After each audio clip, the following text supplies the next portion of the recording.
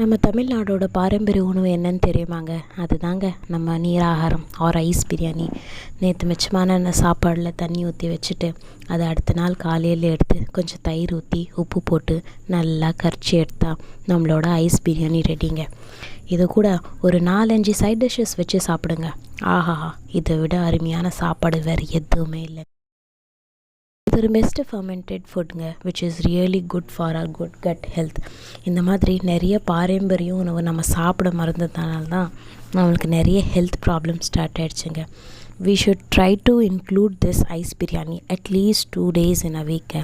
எனக்கு பர்சனலாக நெத்திலி கருவாடு as a side dish with பழைய சோறு ரொம்ப பிடிக்குங்க. உங்களோட ஃபேவரட் சைட் டிஷ் என்னன்னு கமெண்ட் பண்ணுங்கள்.